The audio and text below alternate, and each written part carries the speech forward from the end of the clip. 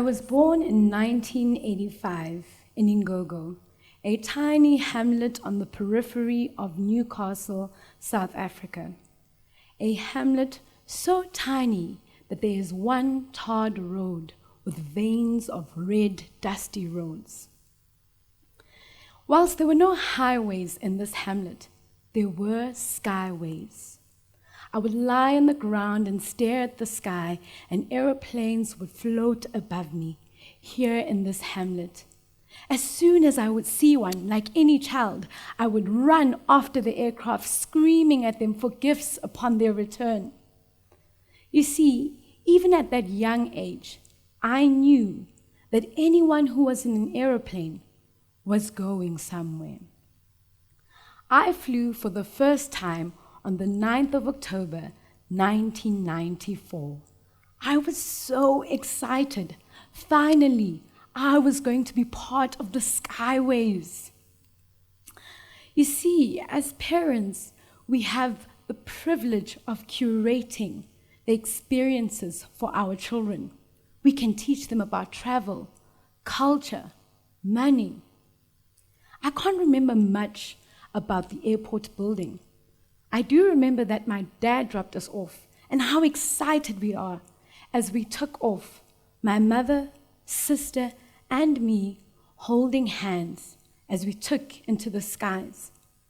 Perhaps that's when the travel bug bit, because to this day, whenever I'm about to take off to the skies, I'm as excited as that very day. You see, the thing about travel is it allows you to meet people, encounter new cultures, but it allows you to take your culture to the world. Because when you leave home, along with your suitcase, you take your culture, perception of life, and your ability to deal with challenges. My first solo trip was on a land service camp as a teen.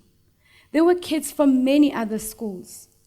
All of them spoke Afrikaans, a language I had not mastered. I felt awkward and out of place. You see, it was 1996, 2 years after South Africa had received its freedom. So the first thing that popped into my head was, what am I going to say to them that could be of interest? But you know what? It wasn't what I could say to them. It was the fact that we were all here with a common purpose.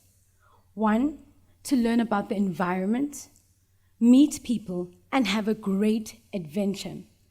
In those 2 weeks, it embedded a lesson in me that if I could survive 2 weeks with strangers, then I could thrive in any situation.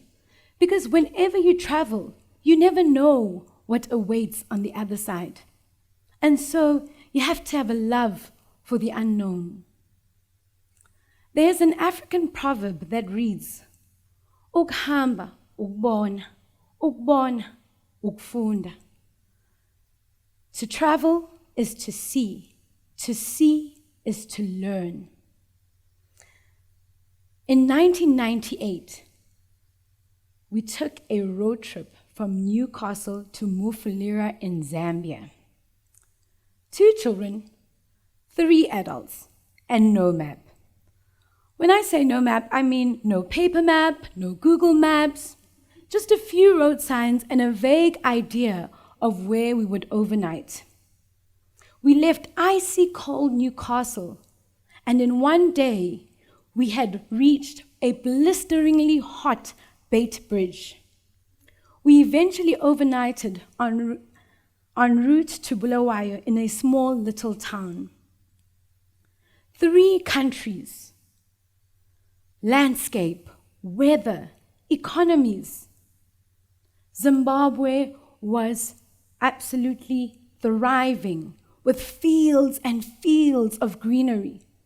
There were animals roaming on the side of the road.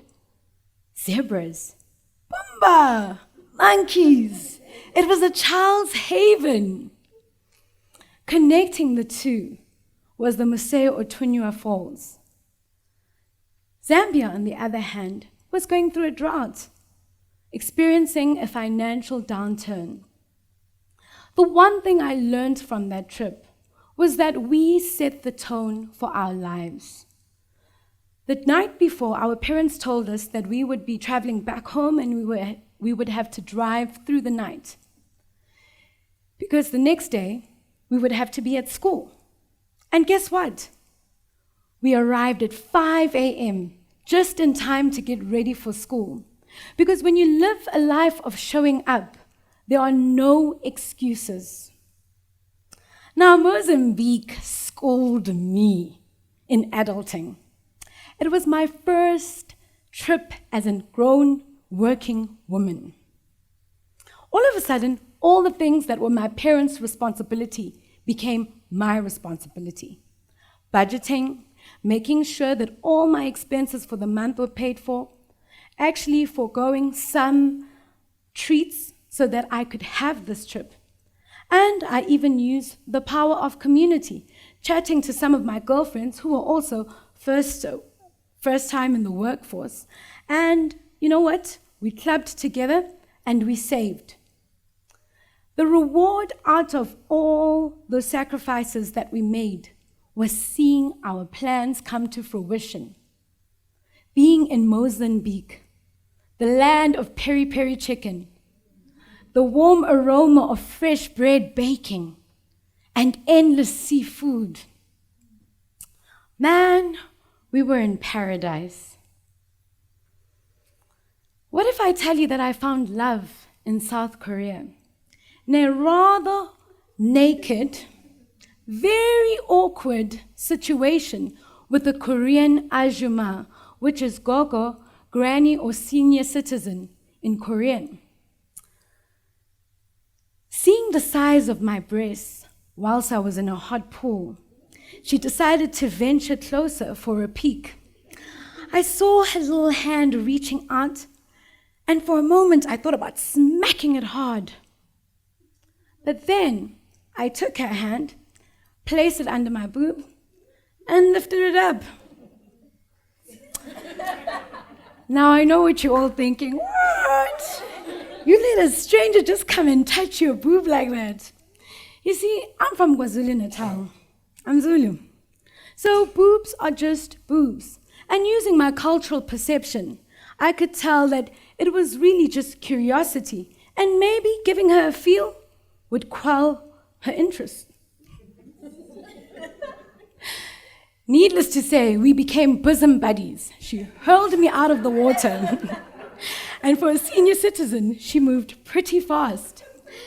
Next thing I knew, I was sitting in a salt sauna with other Asian women, sipping on plum tea and intermittently throwing cold water onto our faces as they chatted in Korean. I couldn't understand a word, but I felt welcomed. I felt like I belonged, and I felt loved. As we travel, we have the opportunity to really push boundaries.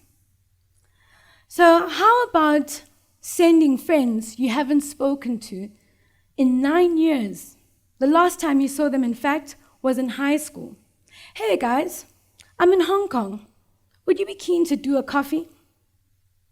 Now, they taught me how to welcome guests, because their response absolutely shocked me.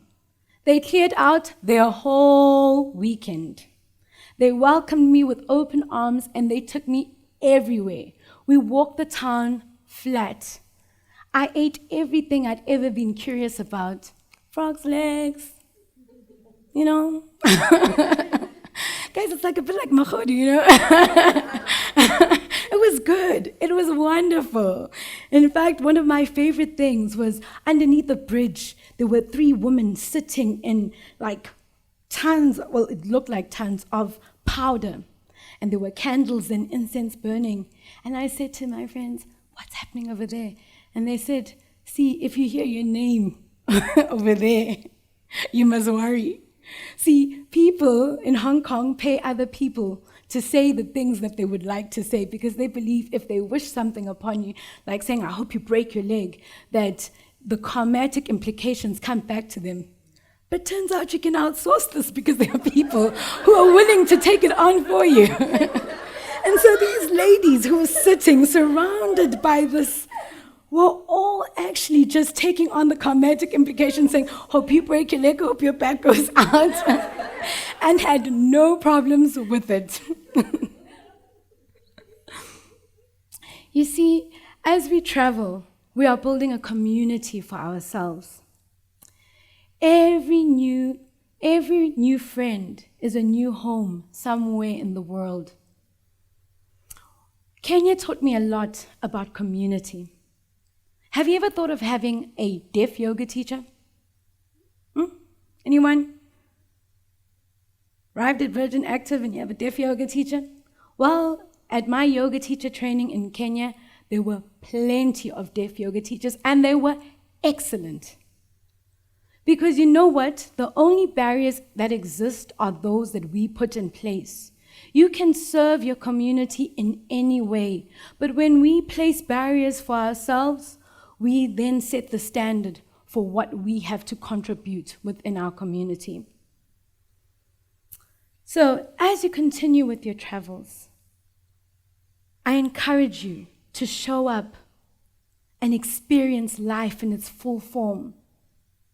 Because what will be your lasting travel lessons? Thank you.